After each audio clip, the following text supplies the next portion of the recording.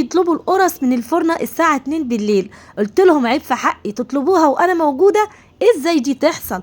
جبت شوية الدقيق بتوعي وشوية المية، والله بالمية، وتعالوا نعمل اجمل والذ قرص طرية زي ما انتوا شايفين كده، ومش بس للعشاء، وهتنفع معاكي للفطار، ومش بس يوم واحد، ده يوم واتنين وتلاتة.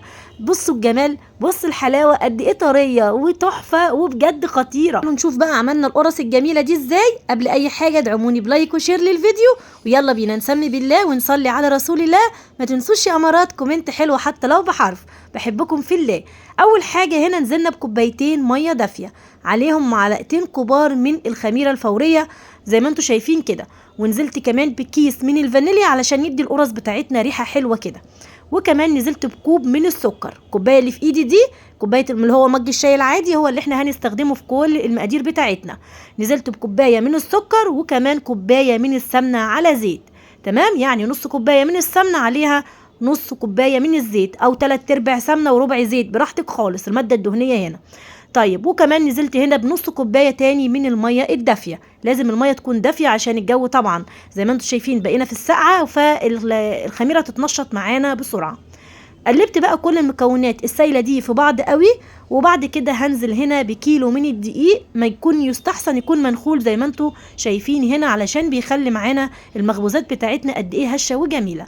بعد هنا ما نخلنا كيلو الدقيق، هنزل عليه بنص معلقه صغيره من الملح، وكمان نص كيس من البيكنج باودر، او معلقه صغيره مليانه بيكنج باودر، ده كان نص كيس انا حطيته. هنا بقى الاطعمه ليكي زي ما انت عايزه تحطي بقى هنا معلقه صغيره من الشمر على ينسون مطحون مثلا او صحيح براحتك.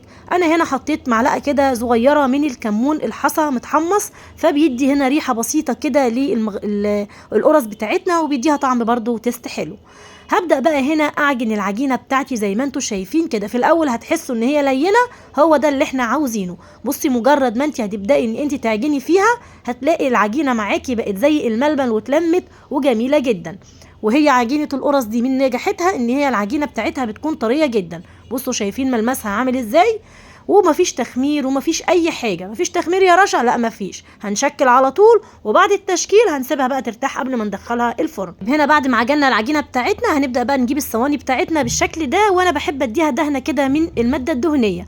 طبعا هي القرص فيها الماده الدهنيه الكفايه بس، ولكن انا بحب كده اخد احتياطاتي. هتبداي زي ما انت شايفه كده تقرصي بقى او تشكلي العجينه بتاعتك على حسب حجم القرصايه بتاعتك اللي انت عاوزاها، تمام؟ عايزاها بقى صغيره، عايزاها كبيره، براحتك. هنا طلعوا معايا حوالي 24 واحدة او 25 واحدة من القرص، تمام كده؟ شوفي انت عشان تجيبي الواحدة الحجم الكبير ده من الفرن بكام. يعني احنا تقريبا بتمن اللي قدامكم دول بس عملنا الكمية اللي انتوا شفتوها دي كلها. فبجد جميلة، وحاجة عاملاها للاولاد وما خدتش مننا وقت ولا مجهود، لانها كمان ما اتخمرتش زي ما قلت لك. هنبدأ هنا الصينية اللي نخلصها تشكيل كده، وبصوا زي ما انتوا شايفين بنفردها ببطن ايدينا كده، وبالشكل ده الصينيه اللي تخلص بناخدها نغطيها علشان تختمر بالشكل ده كده لغايه لما نخلص كل الكميات بتاعتنا خالص. وبكده عملنا كل الكميه اهو، ما شاء الله طلعوا معانا كميه حلوه جدا. هنا اول صينيه عملتها زي ما انتم شايفين ما شاء الله كانت خمرت معايا، وهنا جاهزه لتدخيلها للفرن. هبدا اخد اول واحده بقى كده خمرت معانا، هنسيب كل ده بقى كده نغطيه ونسيبه يختمر. ناخد بقى اول واحده شكلناها واختمرت معانا بالشكل ده، هناخدها ندخلها بقى الفرن ونبدا نسوي القرص بتاعتنا الجميله دي. بصوا ان شاء الله اختمرت هنا معانا وبقت زي الفل. هدخلها الفرن على درجه حراره 200 في الرف الاوسط. اول ما احس ان هي بدات تحمر كده وخدت اللون الجميل ده، خلاص بنطلعها من الفرن ونغطيها على طول علشان تفضل طريه. طيب لو انت لقيتيها من تحت خدت اللون بسرعه ومن فوق لسه، بتدفي عليها بقى وتبداي ان انت تشغلي الشوايه على طول زي ما قلت لكم على درجه حراره 200. المخبوزات بتحب درجه الحراره تكون عاليه. هنا طلعت معانا المخبوزات بتاعتنا وقد ايه جميله، وريحتها عايزه اقول لكم بجد كانت خطيره وقلب الدنيا. فرن في البيت، احنا بقى فتحنا فرن في البيت، اللي يخلينا نروح نشتري الواحده بالشيء الفلاني من تحت ومش كويسه ومش حلوه من الافران؟ طب ما احنا عملنا اهو شويه دي وشويه ميه، عملنا لاولادنا اجمل والذ قرص. وطبعا عايزه اقول لك دي تعتبر نوعا ما اقتصاديه، ولا حطينا لبن رايب ولا حطينا كمان لبن ولا اي حاجه، يعني بشويه ميه عجناها وشويه السمنه او الزيت. عايزه اقول لك هشه وطريه وجميله وبجد خطيره.